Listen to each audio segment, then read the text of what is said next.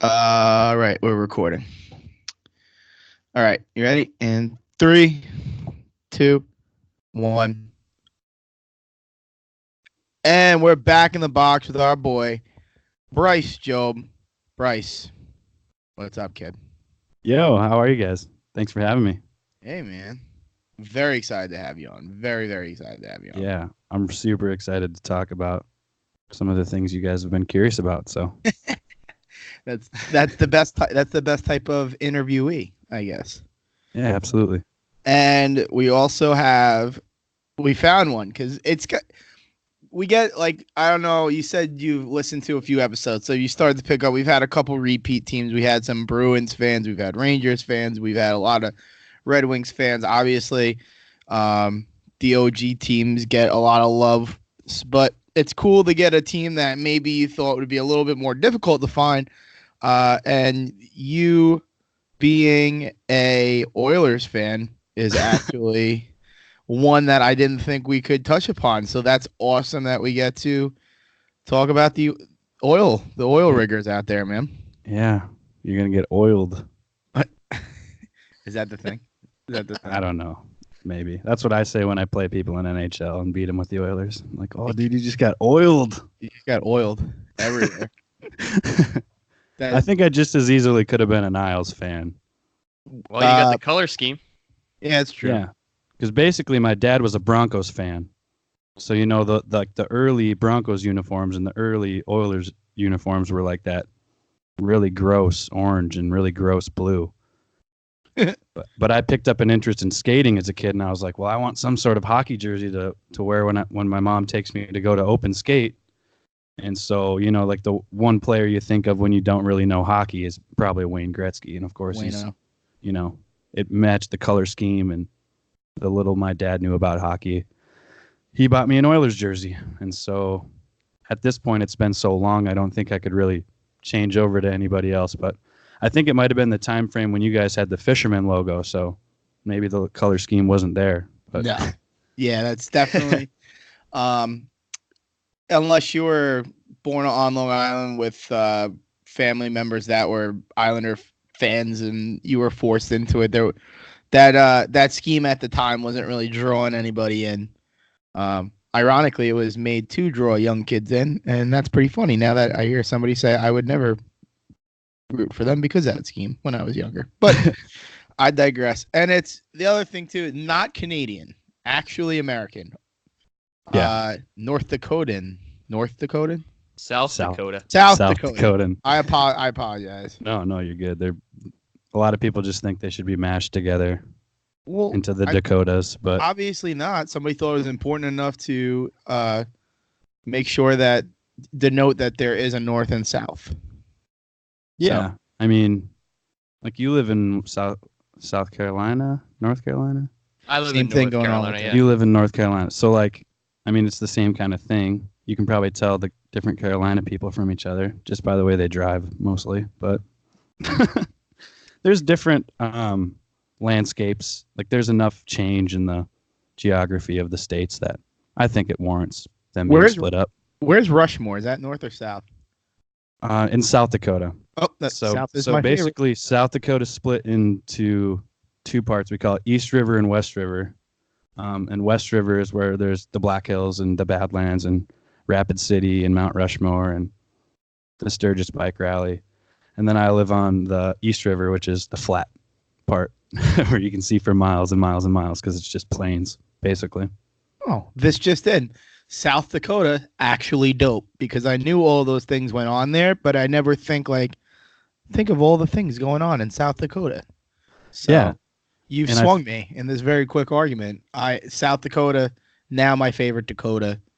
Yes, absolutely. Yeah. And I just went to Sturgis this year. I actually had some gigs there, and it was like during the bike rally. So I've lived in South Dakota my entire life and never actually went to the bike rally until this year, and it was something I've never experienced before. So they get wild, right? Oh, it's insane, and it's literally like bikes nonstop, and it's like all this hilly, mountainous terrain. And you're driving through, like I played in Custer, and that's like an hour drive outside of Rapid up into the mountains, and it's just like all you can see is bikes. It's like never ends. It's every single place to pull off and do something is covered with bikes. Now you played with Spill Canvas at Sturgis? No, I did. When I'm home, I do like freelance stuff with a couple buddies and some random groups that I know random people for. So I was gonna say I don't know if Spill Canvas is really the Sturgis scene. No, we're not Kid Rock or ICP or something like that. So Juggalo Nation. Absolutely. Hey, I saw somewhere, like, I think it was like Billboard put out the most popular band from each state, and the Spill Canvas was the most popular band from South Dakota. Ooh, yeah. I think some kids I probably grew up with have tagged me in that over time. Like, you're the famous band. I'm like, there's not much else going on around here, but but it's cool. Makes it harder in my eyes. Yeah, I mean, it's cool for sure. We appreciate it. Of course. So let's talk hockey quickly before we get into Spill Canvas. I'm actually super upset for you guys. I thought you lost a great GM and Pete Chiarelli. Oh my God. He was probably on your guys' like getting paid under the table, payroll? I think. Yeah. Many people from the Islanders would agree with you probably. That's got to be some sort of conspiracy somewhere that he was secretly working for the Isles, but there's nothing that guy loves more than just losing top end talent, like purposely. Insane. Yeah. Like losing generational talents. I agree.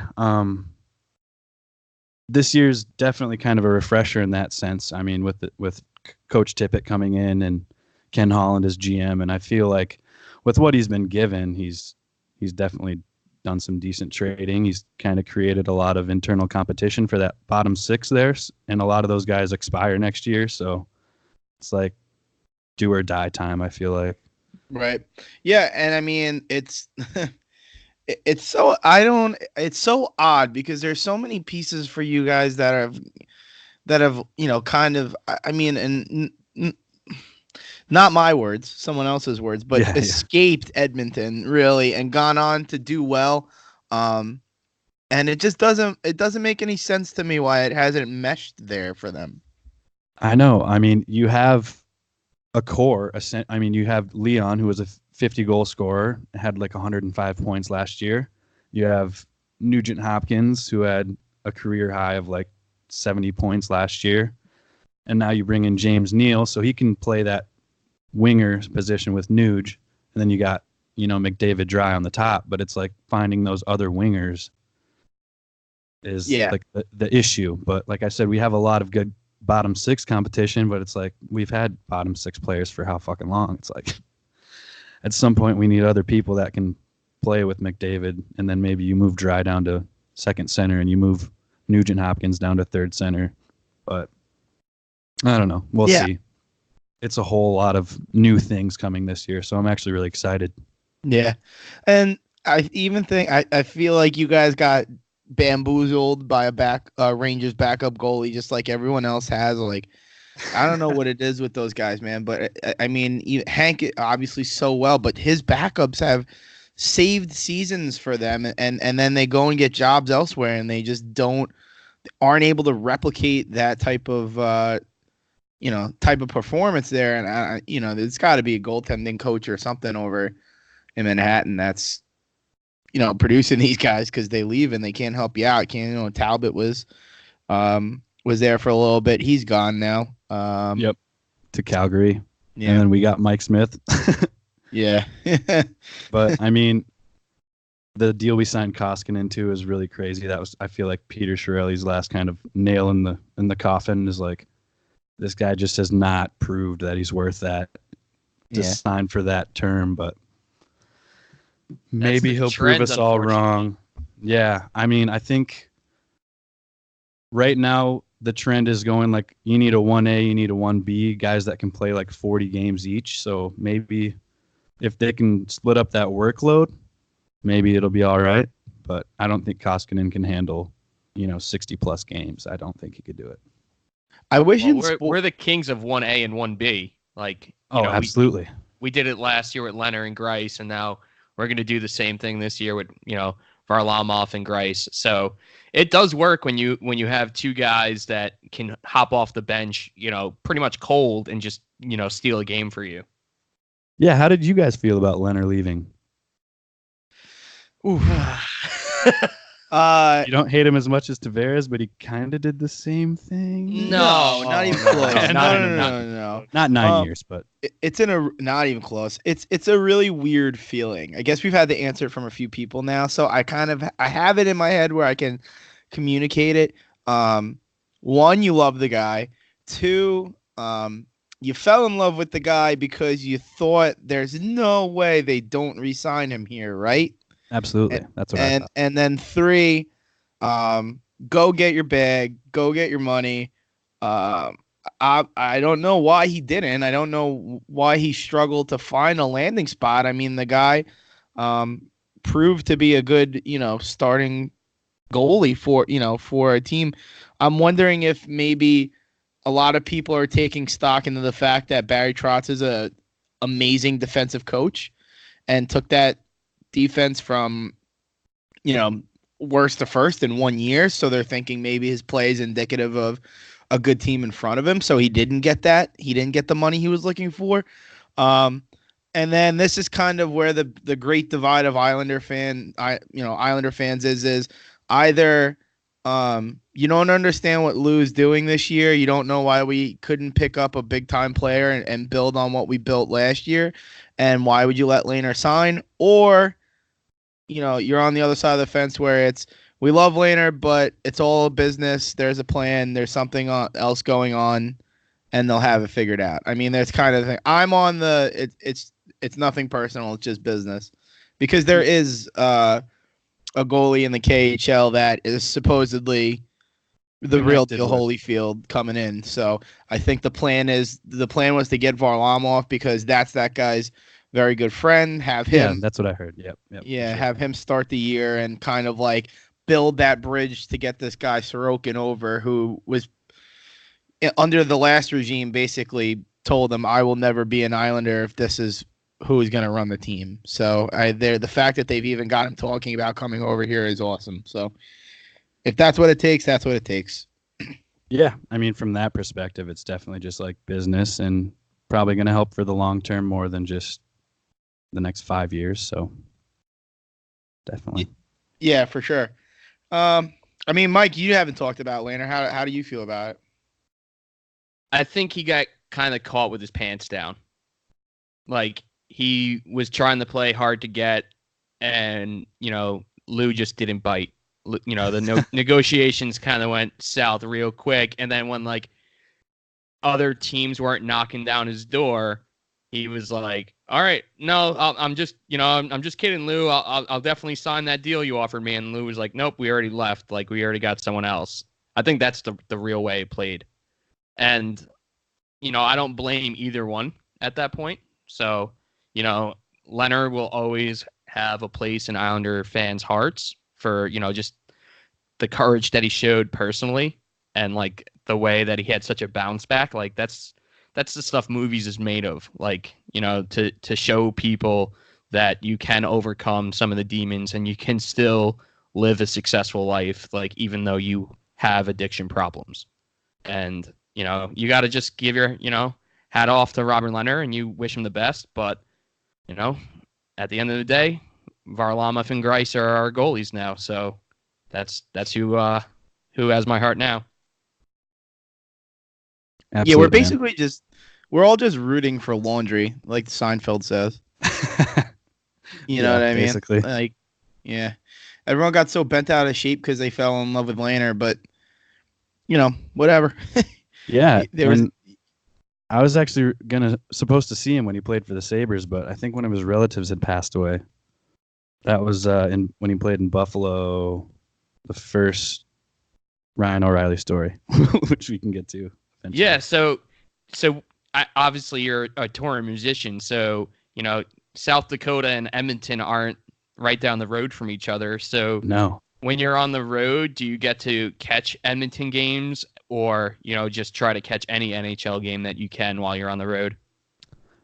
So Minneapolis is like 4.5 hours. So if they come to town, I'll try to go watch them there. For my honeymoon, me and my wife drove to Edmonton and watched a game where they played the Pittsburgh Penguins, and Crosby scored that ridiculous overtime goal where he completely broke. All right, Ryan we need to Strom's stop right ankles. here. We need to stop right here.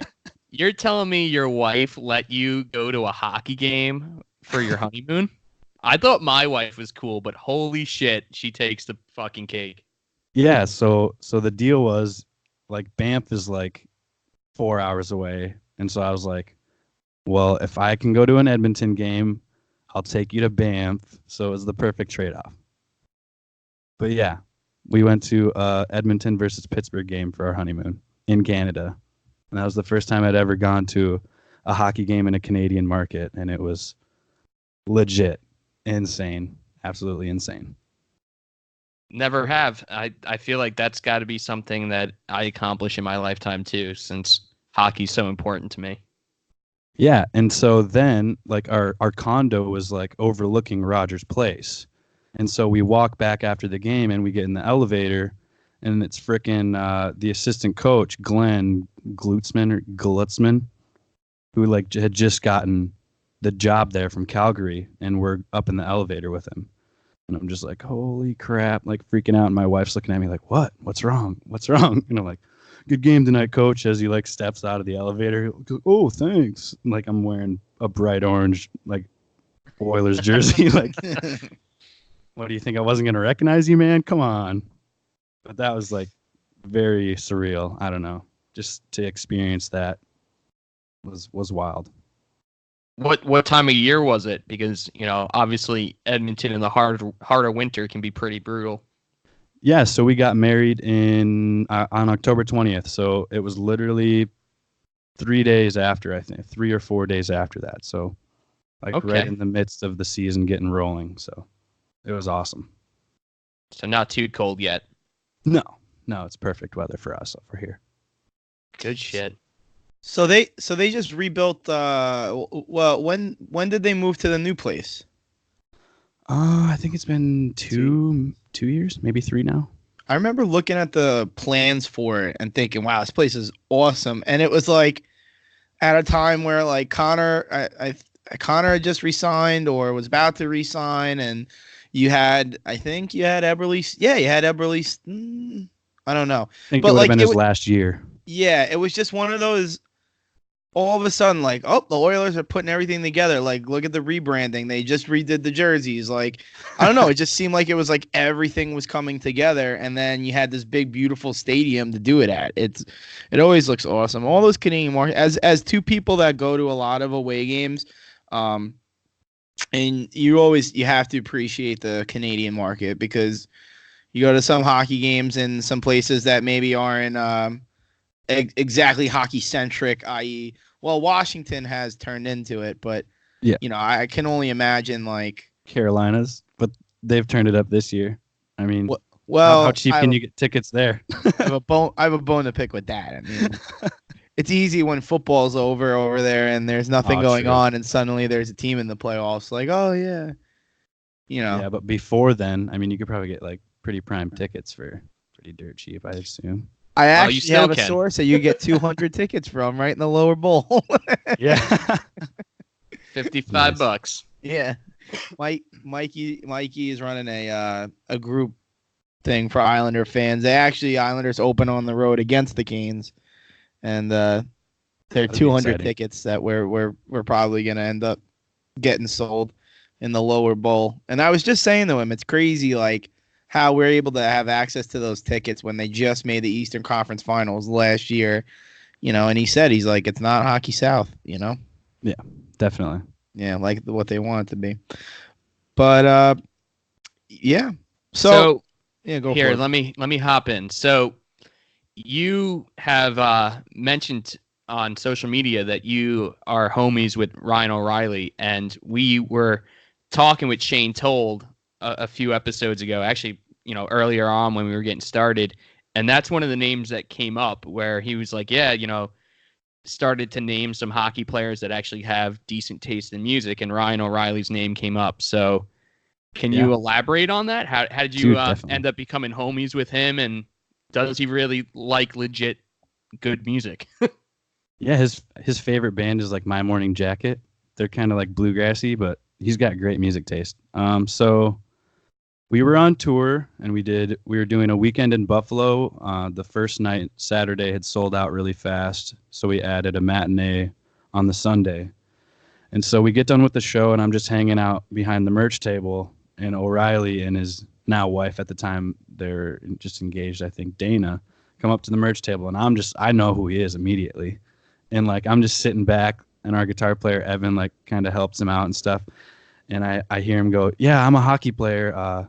Here's my number. We play a game tomorrow. Just get a hold of me if you guys want tickets." And I like jumped up, and I'm like, "Dude, you're Ryan O'Reilly, man. Like you're not just a hockey player. You're an NHL. Like you're a star. Like you're I don't know. Like you're not just like." Yeah, stop being so modest. Yeah, so he ends up buying like $100 and $200 worth of merch and stuff like that, and we start talking, chatting, and it just so happened that like we would have this show the next day and be done in time to go to the game. And so he got us tickets. It was like 7 of us, and we went and watched them play the Canucks. And then after the game, we hung out like very briefly, and just kind of shot the shit a little bit more. And they had to fly to Boston, so they didn't have a ton of time. But we just kind of kept in touch and just texted over time, and because he likes to play guitar, and his kind of escape from hockey is music, and my escape from music is hockey. So we kind of bond on that level. It's not like we talk like super often, but every once in a while I'll give him a phone call, and we chat text wise. But this last season when he got traded to the Blues, I was like, now that you're closer, I gotta go see you more. And it just so happens that like in April, me and my cousin go to see him play. And this time, instead of like kind of higher up seats, we get row 7. And it's like insane spot. And then after the game, we're hanging out like underneath the arena where all the players come out. And I made sure I came to watch the Oilers play. So I see McDavid and all the Oilers all come out as they're like leaving to go. And I'm just like, what is happening right now? This is not even real. I'm like fanboying hard. Like some people fanboy this hard at like Nick, our singer. And I'm like surrounded by just all these players that, I don't know, I watch all the time. So it was just very weird for sure. So I'm just like trying to keep it together, trying to like act normal and cool. Like, oh, hey, what's up, McDavid? How's it going? Yeah, nice to meet you, dude. Like, what? And then afterwards, when O'Reilly finally comes out, he brings me a signed stick. And he was like, all the best, your friend, Ryan O'Reilly, whatever. And he's like, my aunt and uncle are in town, and we're all going out to eat at this restaurant. If you guys want to come, like, feel free to come hang out. I'm like, well, okay, why would I not come? So I had to go change out of my Oilers jersey quick because I had about had it with all those guys chirping me, hanging out with O'Reilly in an Oilers jersey. So we get to this restaurant after. It fits maybe 100 people. It's like this classy looking but hole in the wall place. And I walk in with my cousin, and O'Reilly's sitting at the bar like talking to someone else, and I walk up to him and he's like, oh yeah, I'm gonna get a table pulled up top. And I look up top, this like raised level, and there's Braden Shen, Jaden Schwartz, who just scored the hat trick that night, Alex Steen, Michael Delzato, Joel Edmondson, Robert Thomas, all just hanging out at a table. And then there's Ryan O'Reilly's wife, his aunt and his uncle, and then 2 more chairs for us. So we like have dinner with these guys. And I don't know, it was just crazy talking to him about hockey and his transition from, literally not wanting to play hockey anymore to just loving the game and loving the game and loving the team. And then, literally a month later, they won the Stanley Cup. And I texted him, I was like, unfucking believable, dude. I cannot believe it. And he's like, does not even feel real right now. Like it's still now he just did a media day and he's like, still just doesn't feel real, just hasn't hit him. But Yeah, he's just the most down to earth dude ever. Paid for the tab. Like, he's like, you guys want to stay? We got a game tomorrow and a morning skate. I'm like, that would be awesome. But we'll come to your morning skate at least because we had to hit the road. So as if he didn't do enough already, we go to the morning skate the next day and they're taking like team photos. And it's literally me, my cousin, nobody else. And like the general manager's walking around, but like no one from the public, no one from the press. And he brings us down into the locker room and like shows us all the equipment, like where they all eat together. All the boys are hanging down in the locker room, so I got to meet more of the guys. Just insanity. Jeez. Like just a normal day for him. and I'm like trying to keep it all together. Like this is like things that not a lot of people get to do or like get to experience. So just the fact that he is just so like giving and caring, and it's like nothing to him, it's like another day at the office to him, but he's like, yeah, just come on, hang out. Come on to the locker room. All the boys are hanging out. I'm like, all right. He just like sitting in the locker room with guys who a month later like win the cup. It's wild, man. Very surreal.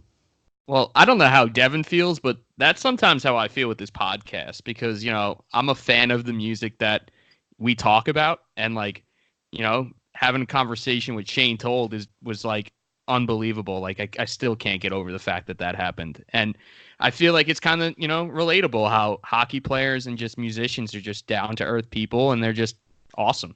So I'm glad you got to experience it because that's kind of like what I'm experiencing right now. So it's awesome. Yeah, absolutely, man. That was a great podcast you guys had with him. He's a really cool dude for sure. I've never met him. Shane?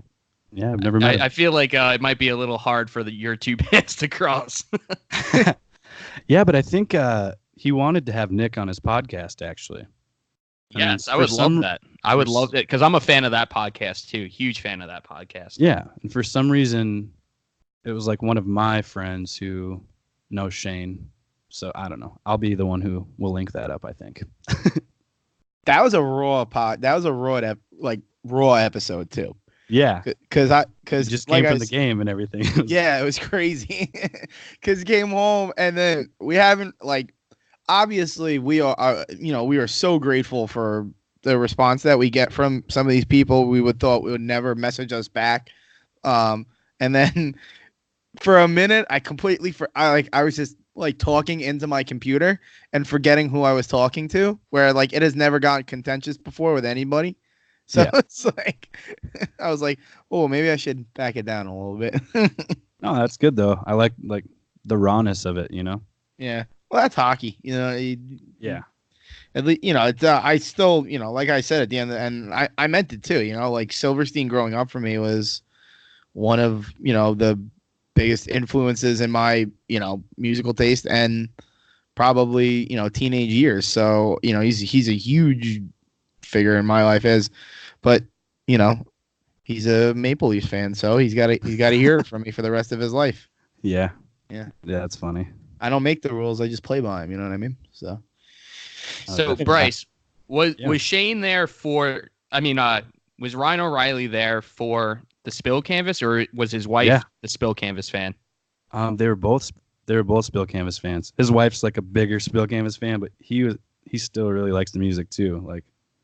That's crazy. And yeah, because I mean, I sent him like mixes of the new record, and that was like right after they won the cup and stuff, and he's like, "Man, I really dig the sounds on this," and I'm like, just the fact that he's like listening to it is pretty crazy because I know his life is probably like extremely hectic at the moment, so it's very cool to me. Like, not only do I get to talk to him about how he like approaches a face-off with Connor McDavid, but he listens to my music and gives me his advice about it. So I don't know who's a bigger Spill Canvas fan though, him or Julia Stiles. So I think I might have talked about this at the very first episode, but back when I was in high school, I went to a Spill Canvas show. This is before One Fell Swoop. This is like the original Spill Canvas like tour that they went on, like with that band, The Umbrellas. Oh yeah. And Oh, very long time ago, like 2003 or 4, and Julia Stiles was there at the show in New York City. The Wow. Save the Last Dance girl. Yeah, the actress. Yeah. What has So, she done recently? Has she done anything uh, recently? good question. No clue. Probably not. So, yeah, I guess then Ryan O'Reilly definitely is the cooler celebrity Spill Canvas fan. Yeah, my vote is Ryan O'Reilly. I don't know where you Yeah. were going with that. I mean, it's like the dude is just so chill, and it's like internally I might be freaking out, but like I know he just wants to have like a normal conversation. So it's like just he picks my brain about music, and then I kind of pick his brain about like random hockey stuff, and it was just cool him talking about like the culture of the locker room in Buffalo and how they were trying to just bring in young guys around Eichel, and like that's how they were going to build the team. They could grow together. But the thing that was working in St. Louis and what was making them all like super for playing for one another was like the veteran presence and like I don't know. He's like you got to Patty have those. Maroon. Yeah, he's like you got to have those older guys who can teach you to be pros. You can't just like have one guy who's thrown in the mix and immediately made a captain and like try to raise everyone together. Like you got to have people who've been doing it in the league already. Right. I mean, he's right. I mean, that's the Capuano era in a nutshell. Was all those guys kind of like thrust together with no veteran presence, and you gotta learn how to do it. There's gotta be someone there to tell them like yes, no, and what to do. You know what I mean? Yeah, for sure. Yeah. So, Bryce, it really makes no sense why you're an Oilers fan, but I'm hoping that it makes a little more sense how you ended up joining the Spill Canvas because, you know, it's just fact that you're not like an original member. So how did that come about? Yeah, so I grew up in Aberdeen, South Dakota, which is like 3 hours north from Sioux Falls, where the band is from. And so, like, I grew up, I knew who they were, obviously, and it kind of gave me hope that, like, you can be from South Dakota and make it in a band, you know? So after high school, I moved to Denver and was building custom drums for this company that was just like a Keller shell company called Savior Custom Drums. That didn't pan out very well, and after like 8 months, I moved back, and I didn't want to move to Aberdeen, so I figured Sioux Falls was the biggest city in South Dakota, so I would try it out there. And I got this job managing this rock and roll academy in town, teaching like little underprivileged kids how to play instruments and play in bands together. And my buddy who I grew up playing music with in Aberdeen ended up moving to Sioux Falls as well, and he's a sound engineer. And so there was this show, and this was probably around 2014. So Gestalt was the last full length that came out in 2012, and the band was kind of on a hiatus at that point. And they decided to do Nick's solo record. And so Nick did an acoustic show. My buddy ran sound. And backstage, he was just talking about needing a new band to put together because Joe, the old drummer, was married with kids, didn't want to tour. Dan, the old guitar player, same story, married with kids, didn't want to tour anymore. And so my buddy Nate suggested me, and Nick gave me a call the next day. We talked for probably about 2 hours because he likes to ramble a lot. That's just what he does. He gets on a topic and he can just talk forever, but that's what I love about him too. He's a funny dude for sure. But we probably just hung out for like 3 or 4 months before he had even heard me play. And at that point, I just thought I was going to be playing in the solo band. You know, it was literally called the Nick Thomas Band. And so we did an acoustic tour just because he hadn't toured in probably like fully in probably 3 or 4 years. And he was coming off like hard drugs and things like that. So he didn't really know if he wanted to tour again. And so we did like a short, probably a week run just to get his feet wet, just so he could see if he could do it still. And it was super successful. So we talked to Landon, the bass player. We talked him into quitting his job at Esurance because I was like, I'm like 26 and they're like 34. So I was like this little young buck who was super enthusiastic and kind of like ignited this fire under these guys who had been jaded by years of touring and being on a major label and all that stuff. So Landon quit his job at Esurance, and we did like a Nick Thomas band tour as like a full band. And then it had come to the time where it's like, we're coming up on 10 years of One Fell Swoop. Do we want to try to do the Spill Canvas again? And so we had to kind of do like the whole legal hoops and battles to get the old members to give up their rights to the band, or we're kind of like in a paying them off kind of situation right now. But it's a very complicated thing.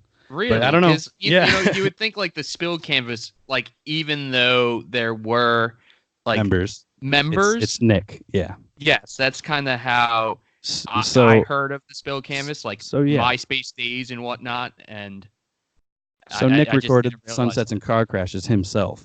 Yeah, exactly. And so when they did One Fell Swoop, Landon still wasn't in the band at the time, but Joe and Dan were. So when they got signed, Nick, Joe, and Dan are managers on the LLC. And because Landon didn't join until after One Fell Swoop was recorded, he was just added as an employee on the LLC. So even though Landon's basically the OG member in my books, because he's been there since like literally once One Fell Swoop was recorded, the old member quit, and Landon has been in the band ever since. And he's like an essential piece for sure. So when those two quit, they owned a majority of the LLC. So they had like all the leverage over like the name rights and all that stuff. So basically we had to come to an agreement on an amount that once they're paid off, like a certain percent, they get a certain percentage of gross till X amount, and then they can go fucking die for all I care.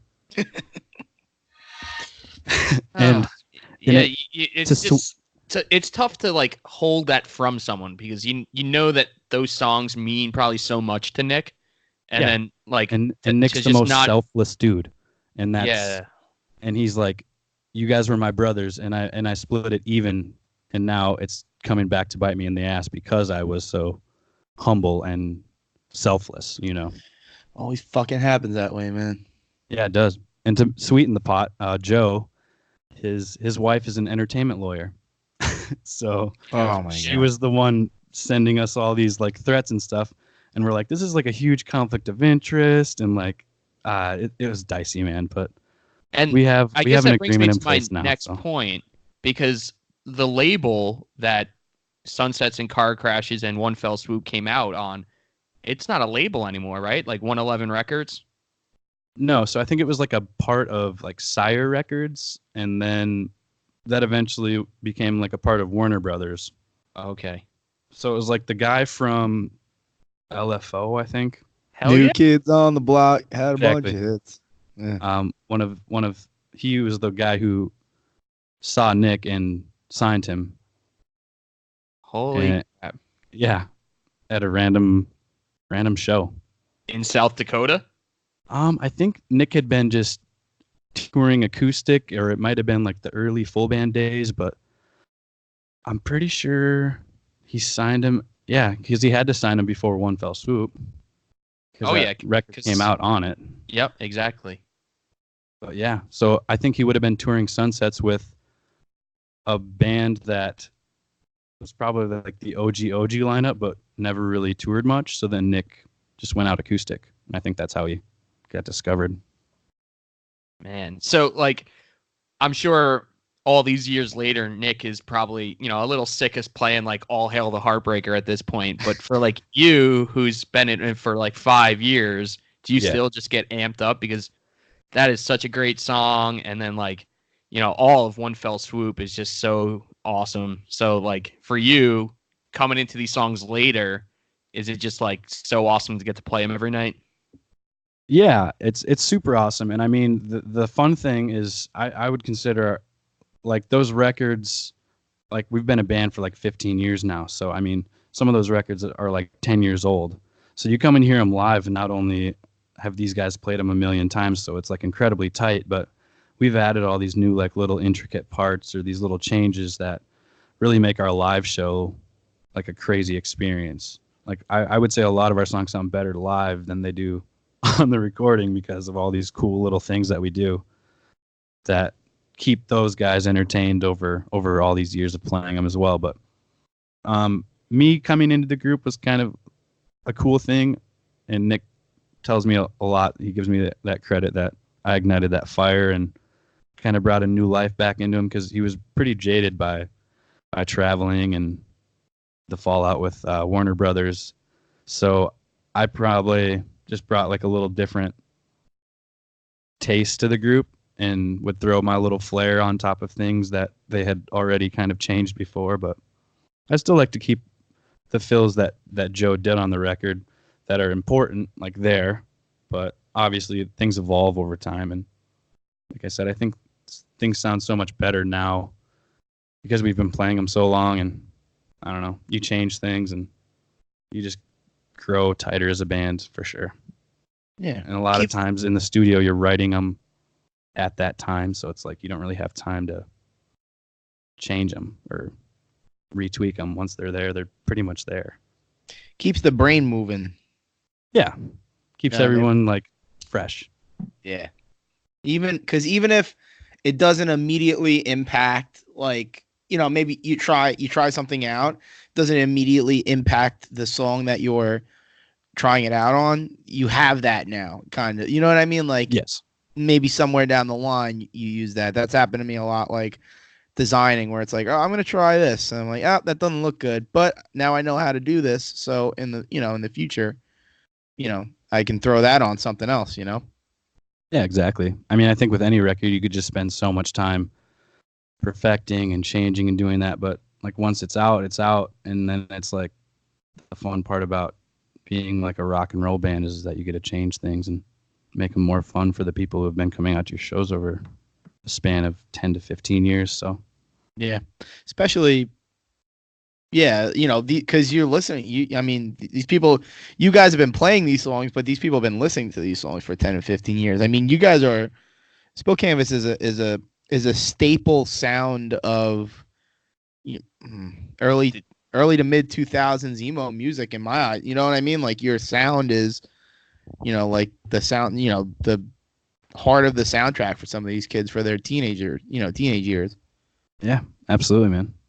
It's just crazy. So, like I said, I grew up listening to them, and the fact that they were somewhat successful, like, gave me like a lot of hope to like keep playing music, and then to end up meeting Nick and to really click with him on a personal level before he had even heard me play.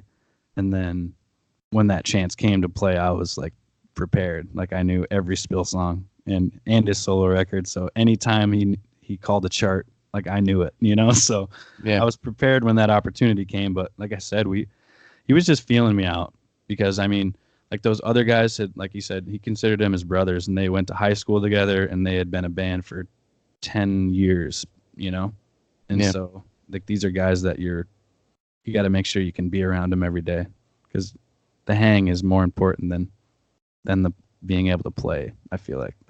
especially on the tour, like, show's only an hour long. Yeah, hour long. Exactly. The rest of the day. Holy cow. Yeah, for sure. But I grew up in the Midwest, not very far from him, so me, him, and Landon all clicked very instantly and very well, and we're very close, so it's helped. And then we have Evan, who's been in for a couple years now. He grew up in Boston, so he's an East Coaster. So he has like a different, I don't know, approach to life, and he's a little bit more brash and just tells you how it is or how he's feeling. And we're very like Midwest, passive aggressive, like, oh, okay, all right, Evan, whatever you say. But it's a good mix. It's a good balance for sure. Well, here's to another 15 years of the Spill Canvas. I feel like if you made it this far at this point, you're like a career band. You know what I mean? And I mean, that's kind of what this has been coming to, is like, we've done all these anniversary tours, and now it's like the next tour is called the Decade and a Half Tour, and we're kind of playing a lot of sunsets, which is a lot of these have never been played live. And then we're doing like a lot of the bangers from all the other records and kind of just ushering out that old era and then ushering in the new era, like the rebrand, the new record and all that kind of stuff. And hopefully be signed to a label that we can all get behind and really be behind the deal. So You guys ever explored doing I don't know exactly what, like your own label, self-release and stuff like that? like the Eagles. Yeah. Yeah. Nick loves the Eagles. We've thought about it. I don't know. We probably could, like, if we don't get signed, we'll just self-release it and put it out anyways on our own, probably under the guise of our own label. But just having like a budget to maybe shop around some people to mix it, like that's one initial cost that we're kind of like wishing we had a little bit more of a budget with, is to have these different engineers mix and hear different ways that these songs can be interpreted, because the recorded songs are great. Like all the audio is incredible. It's just like what mixer can really like take it to the next level, and then mastering of course is like a whole nother deal. But like people don't want to do test mixes for free, it's like Yeah. people got to be paid.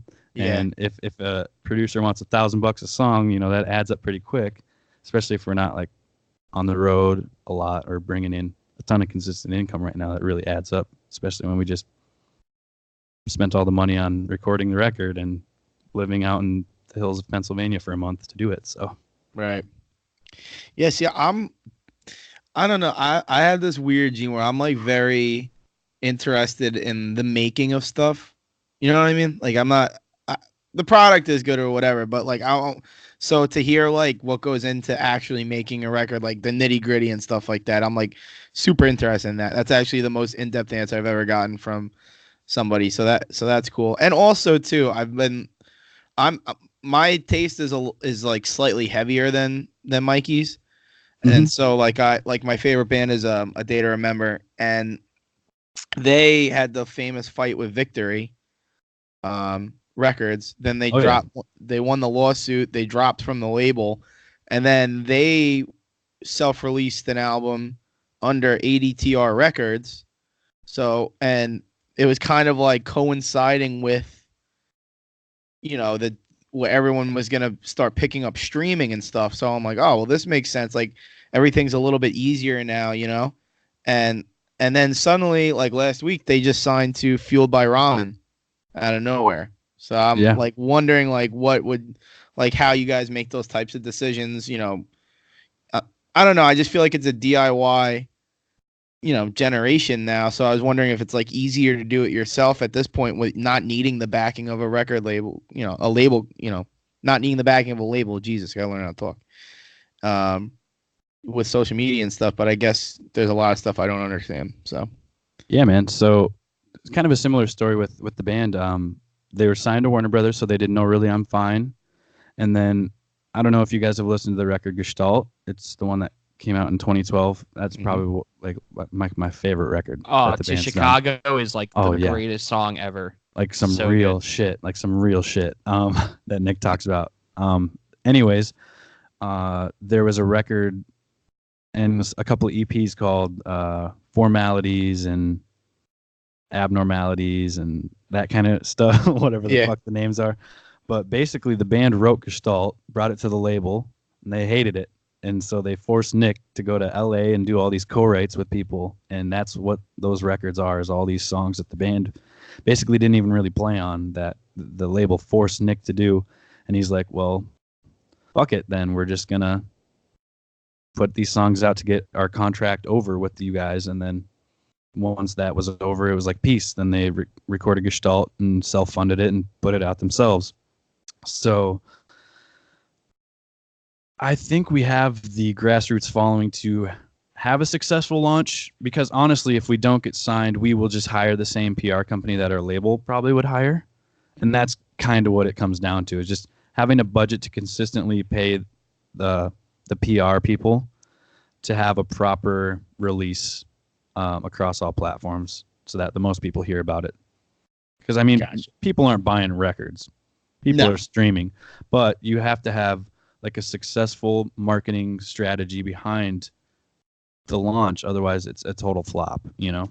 I tell Mike that all the time because I sell T-shirts for a living, and I mean I've had products where I'm like, there's no way I don't sell 1 million of these, and I didn't do a teaser for it. I didn't do what I normally do, and then I dropped it on happy hour on a Friday, thinking everyone's looking at their phone, and it gets no love, and it Yeah. killed the product. Moving on, you couldn't sell it because it Yeah, was that's- just like That's yeah. kind of what happened with our Hive Mind EP. We did 3 songs. We wrote them in 3 days, recorded them in 3 days, and then they were going to be demos to shop to labels. And at some point, we were just like, fuck it, let's put them out. And we just kind of like that surprised it and threw them out there. And it was not a very successful launch. It was quite the flop. So, I mean, you got to spend like, that's why I literally have no idea when this record's going to come out. Because by the time we shop people the mix and master, find like a label or a PR company and decide how we want to go about launching it, then you got to like film all the promo or shoot all the photos, and then like you have this crazy social media calendar that's booked out for months, and then the record will finally come out. Bro, you Like, should you get get- Ryan Riley to endorse it once it gets Oh, out. I know. I should. Funny story also about Ryan Riley. I forgot this. So when I'm home, I do sales and marketing directing at this hockey shop in town that's been around for like 20 years. But my boss just bought the skate sharpener from the Blues that they just used this last year. So not only do I have the skate sharpener that the Blues won the Stanley Cup with, but I have a stick from Ryan O'Reilly a month before he won the cup too. So Dude, I am so Humble brag. surprised. Wait, I'm so surprised that the Blues sold that. Like, hockey players are the most superstitious people in the world. Like, I was if just the about to say, are you s- guys charging more? Like a little bit of luck on those blades? Like what goes on? yeah, I don't know.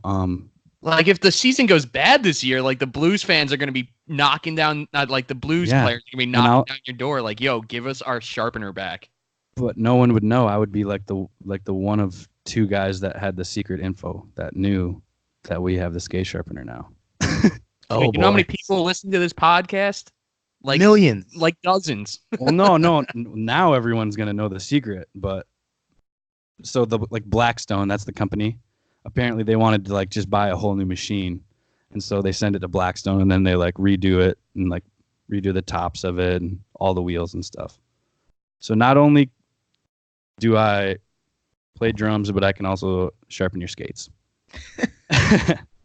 Big time. That's a Big good time. friend to have. Yeah, Absolutely. You got a synthetic rink in the back. Come shoot around whenever you want. Ooh, Oh, that's Okay. sweet. I like Yeah. the move. It's a good time. Are there? Is it like those tiles that you like kind of put together and? Yes. But like once you have it like all lubricated and if it's super clean, like you can't even like notice that. You can hockey stop, you can do all your edge work and everything. Like there's more drag, there's more friction for sure. Like you got to kind of get used to that, but it helps build your muscles more if anything because you're having to work extra hard for every stride. My muscles actually can't be built past where they're at. You're at full capacity. Yeah, it's If you want to see calves bigger than anyone's head, hang out with O'Reilly for a night. oh boy. Not only does he have like tailored suits that just like hug his butt and his calves and his legs, like dude, like no homo, like he is like got some fucking legs, dude. Like holy shit. Yeah. Like I see Crosby's legs and stuff on like film, but like actually being next to these guys and they're wearing their like tailored suits, and then the next day he was just wearing jeans. Like those fucking calves are huge, man. Yeah. Your boy Ryo is gonna fucking call you back tomorrow after Yeah. we drop this, and he's gonna be like, "Dude, why are you loving me on the podcast so hard?" Yeah, no, I don't know. It's not every day you're like friends with the NHL pro. Best Like- part too is also that you were hanging out with Ryan O'Reilly. Meanwhile, Big Rig is like 10 feet away from you, and you're giving him no love. He just left Yeah. your team. Like, You're right. come By on. proxy, I kind of have to be a Blues fan. But the cool, okay, I'll tell a Big Rig story. So, when we went to the practice or the night after the game in St. Louis, Maroon's fiance. I don't think they're married. Francesca, I don't know. You guys probably are like what? They're not married yet.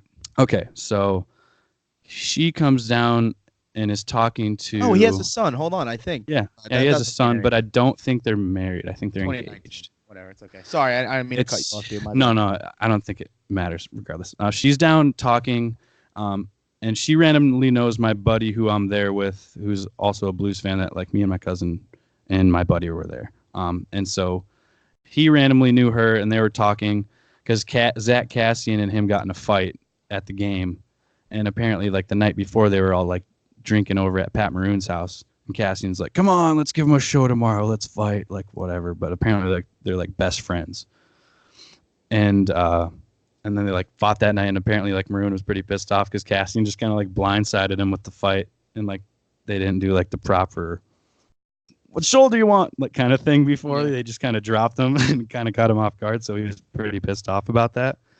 And then she was kind of steaming about it, but like the next day at practice. Maroon's kid was out there skating with him, and I think like Steen and Braden Shannon. It was like an optional skate, but there was quite a bit of guys out there. And what's his name? He was just one of their coaches, Steve Ott. Steve Ott was out on the ice, and he had his kid out there too.